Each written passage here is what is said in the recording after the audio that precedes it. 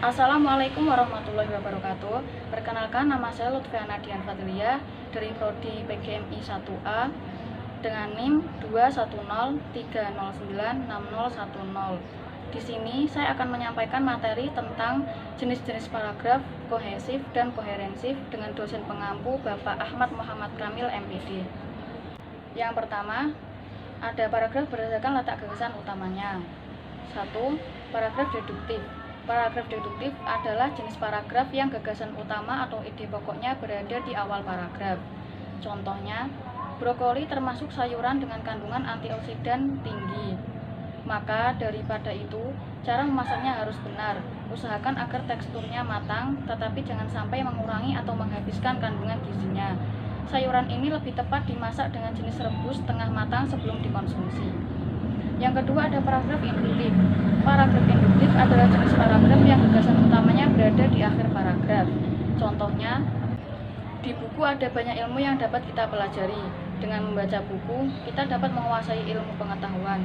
Kita bisa tahu banyak informasi di bidang apapun dari buku. Jadi, memang tak salah jika buku dijuluki sebagai gudang ilmu. Yang ketiga, ada paragraf campuran. Paragraf campuran adalah jenis paragraf yang merupakan penggabungan dari kedua paragraf sebelumnya, yaitu deduktif dan induktif.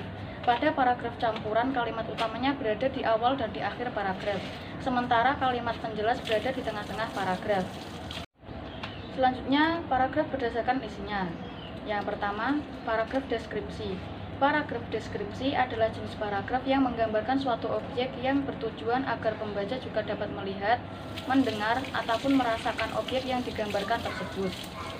Contohnya, dia memakai rok panjang warna coklat, betapa sesuai benar dengan warna blus panjangnya. Rok dan blusnya seakan-akan menambah keanggunan pribadinya. Jalannya sungguh santun memikat hati orang yang memandang.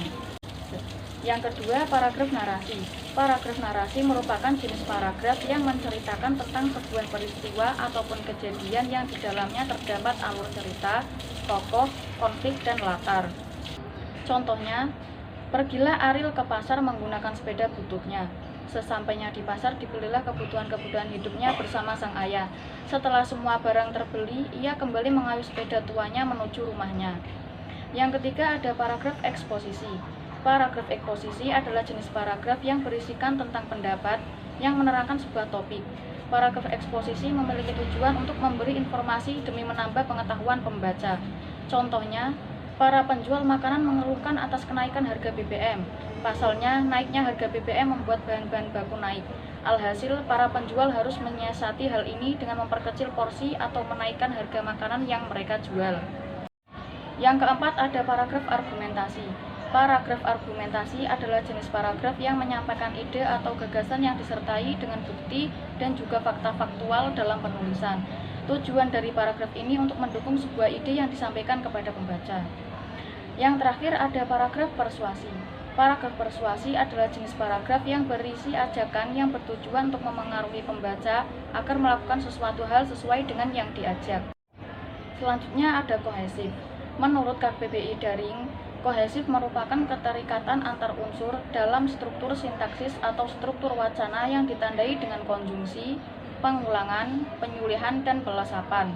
Contohnya, Bapak dan Ibu berangkat ke kantor bersama menggunakan mobil. Mereka berangkat di pagi hari sebelum saya berangkat sekolah.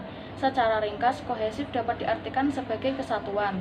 Suatu paragraf dikatakan berkohesif atau memiliki kohesif atau kesatuan adalah yang memiliki satu kalimat utama dan beberapa kalimat penjelas.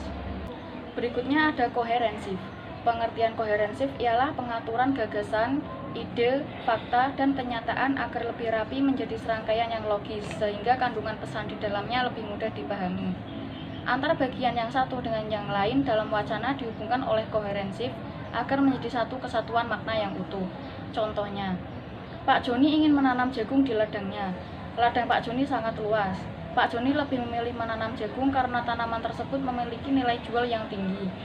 Tumbuhan jagungnya dapat dijual untuk pakan ternak, seperti sapi. Di samping itu, jagung dapat dimanfaatkan sebagai pengganti makanan pokok seperti nasi. Demikian materi yang dapat saya sampaikan. Mohon maaf bila ada kesalahan. Terima kasih. Wassalamualaikum warahmatullahi wabarakatuh.